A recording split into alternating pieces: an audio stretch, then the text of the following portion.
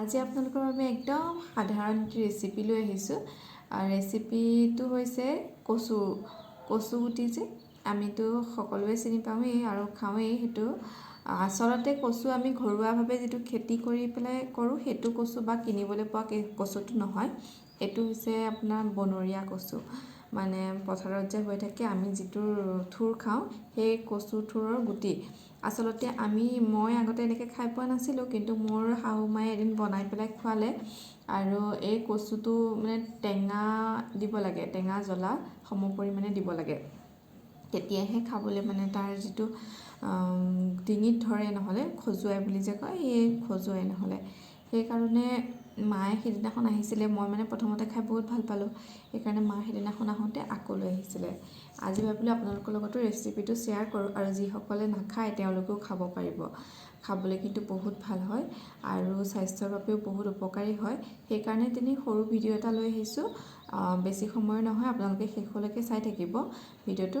আৰু এইখিনিতে কৈ থওঁ, যিসকলে মোৰ ফেচবুকত ভিডিঅ'টো চাই আছে ফেচবুক পেজত, সেইসকলে প্লিজ ফেচবুক পেজখন ফ'ল' কৰি দিব। আৰু যিসকলে ইউটিউবত চাই আছে তেওঁলোককো কওঁ ছাবস্ক্ৰাইব কৰি দিব চেনেলটো, যদি নতুনকৈ চাই আছে। আৰু যদিহে আপোনালোক পুৰণা ভিউৱাৰ্ছ তেতিয়াহ'লে মোৰ ভিডিঅ'টো প্লিজ লাইক কৰি দিব আৰু কমেণ্ট কৰি জনাব। লগতে কাষতে থকা বেল আইকনটো প্ৰেছ কৰি দিব, তেতিয়া মোৰ ভিডিঅ'সমূহ আপোনালোকে আগতে ন'টিফিকেশ্যন পাব।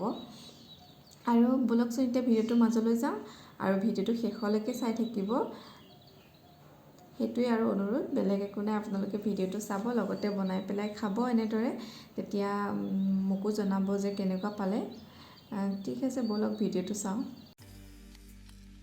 এয়া মই কচুখিনি লৈ লৈছোঁ, আপোনালোকক দেখুৱাইছোঁ। কচুখিনি এনেকুৱাই হয়, কিনিবলৈ পোৱা নাযায় এইখিনি কচু, যিহেতু বনৰীয়া কচু হয়।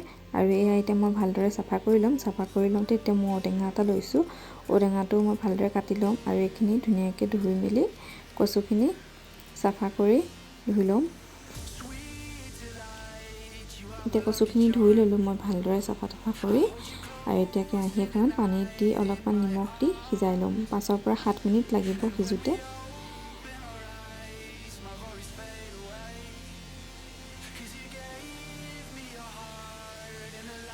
এতিয়া মই 5 পৰা 7 মিনিটমান হৈছে, আৰু এতিয়া মই ধুনীয়াকৈ চাই ল'ম কচুখিনি সিজিছেনে নাই। এয়া কচুখিনি সিজিয়ে গ'ল প্ৰায়। বহুত বেছি সিজালেও বাকলিবিলাক এৰাবলৈ দিগদাৰ হয়, আৰু সৰু কাৰণে বাকলি গুচাই পেলাই বইল কৰিব নোৱাৰি।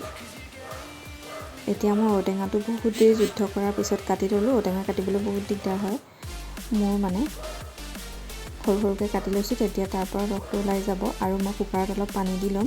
এইখিনি পানী মই পেলাই নিদিওঁ, কিন্তু পিছত এইখিনি পানী আকৌ ব্যৱহাৰ কৰিম। পানী আৰু নিমখ দি বইল কৰি ল'ম। আৰু এইখিনি বইল হৈ মানে কচুখিনি বাকলিও গুচাই ল'লোঁ মই। এয়া মোৰ ঔটেঙা বইল হৈ গ'ল, আৰু এতিয়া অলপমান মই থেতেলিয়াই ল'ম। এখন হেতাৰ সহায়ত মই অলপমান ৰসখিনি ওলোৱাকৈ থেতেলিয়াই ল'ম। আৰু মই এটা মাছো দিম ইয়াত, গৰৈ মাছ আছিলে মোৰ ওচৰত, সেই গৰৈ মাছটো মই কেৰাহী এখন পাতি লৈছোঁ, ফ্ৰাই কৰি ল'ম। আৰু এই মছলা লৈ ল'লোঁ। ইয়াত লৈছোঁ মই ধনিয়া গুড়ি, জিৰা গুড়ি আৰু ৰেড চিলি, ধনিয়া আৰু হালধি গুড়ি। মছলা কিয় দিব লাগেনো, কাৰণ অলপ কচুখিনি খজুৱাই, মানে বনৰীয়া কচু যিহেতু টেঙা দিম, তথাপিতো অলপ টেঙা আৰু জ্বলা দুয়োটা পৰিমাণে দিবই লাগিব, সেইকাৰণে অলপমান মছলাও দিছোঁ আমি। আৰু কেইটামান কেঁচা জলকীয়া কাটি লৈছোঁ, 6 পৰা 7টামান, আৰু এটা পিঁয়াজ কাটি লৈছোঁ। পিঁয়াজ বেছি নিদিওঁ, আদা নহৰু ল'ম এচামুচ। এয়া কেৰাহীখন পাতি লৈছোঁ। এতিয়া মই কেৰাহী পাতি 2 পৰা 3 চামুচমান তেল দিছোঁ, আৰু দিম কেইটামান পাঁচফোৰণ। টেঙা দালি তেনেও পাঁচফোৰণ দিলে ভাল লাগে খাই। আৰু এতিয়া মই জলকীয়াখিনি কাটি থোৱা আৰু পিঁয়াজখিনিও তেলত দি দিম। এইখিনি ভালদৰে ভাজি ল'ম। ভাজি লোৱাৰ পিছত তাত আদা নহৰুখিনিও দি দিছোঁ। আৰু তাৰ পৰা যিখিনি মই মছলা আগতে শুকান মছলা লৈ থৈছিলোঁ, ধনিয়া গুড়ি, জিৰা গুড়ি, সেই মছলাখিনিত মই অলপমান পানী মিহলাই ল'ম। পানী মিহলাই এটা ঘোল বনাই ল'ম। এইখিনি মই এতিয়া অলপমান পানী মিহলাই লৈছোঁ। কিয়নো পানী দিছোঁ, তেতিয়া মানে তেলত মছলাখিনি পুৰি নাযায়। এটা হাতে মোবাইলটো ধৰি আছোঁ কাৰণে অলপ প্ৰব্লেম হৈছে, তথাপিতো আপোনালোকে নিশ্চয় বুজি পাইছে। এতিয়া মই এইখিনি কেৰাহীত দি দিম।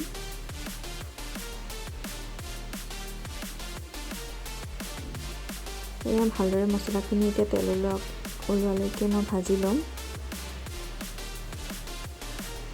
অলপমান সোৱাদ অনুসৰি নিমখো দিছোঁ।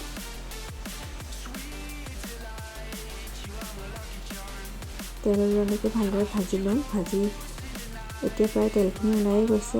ইয়াত মই বইল কৰি থোৱা কচুখিনি এতিয়া দি দিম। কচুখিনি দি ভালদৰে লৰাই লৈছোঁ। অলপ সময় 2 মিনিটমান সময় ভাজিম। ভজাৰ পিছত যিখিনি ঔটেঙা বইল কৰি ৰাখিছিলোঁ এইখিনি এতিয়া মই দি দিলোঁ। অলপমান ভাঙি দিম। ঔটেঙা অলৰেডি ভাঙি থোৱা আছে আৰু কচু গুটিখিনি অলপমান ভাঙি দিব লাগিব।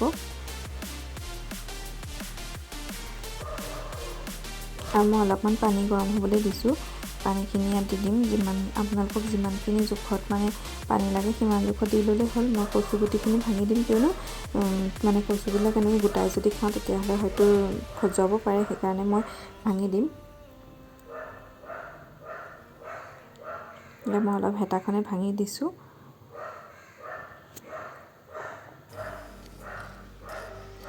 এই আঞ্জাখন খাবলৈ বৰ ধুনীয়া হয়। আপোনালোকেও ঘৰত বনাই খাব। আৰু যদিহে ঘৰৰ ওচৰত এনেকৈ কচু আছে আনি পেলাই বনাই খাব বুলি আশা কৰিলোঁ। কচুখিনি কিন্তু খান্দি অনাৰ পিছত 2 দিনমান ৰ'দত দিব লাগিব। তেতিয়াহে তাৰ যিটো বিজলুৱা গুণ সেইটো গুচি যায় আৰু তেতিয়া খাবলৈ উপযোগী হয়।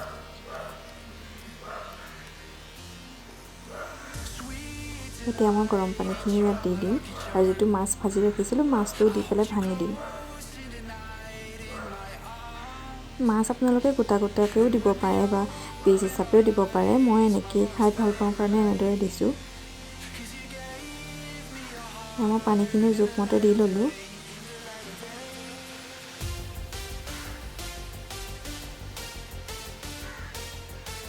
এতিয়া মই 2 মিনিটমান ভালদৰে হাই ফ্লেমত উতলিবলৈ দিম।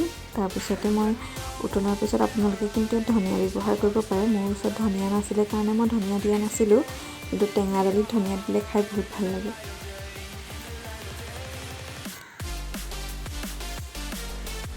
এতিয়া এইখিনি হৈ গ'ল, ভালদৰে উতলি গ'ল আৰু এতিয়া মই এয়া পৰিৱেশন কৰি লৈছোঁ। এনেদৰে গৰম গৰমে ভাতৰ লগত খালে বহুত ভাল লাগে। আপোনালোকেও বনাই খাব আৰু মোক জনাবলৈ নাপাহৰিব। লগতে ভিডিঅ'টো লাইক কৰি দিব আৰু কমেণ্ট কৰিব, শ্বেয়াৰ কৰি দিব।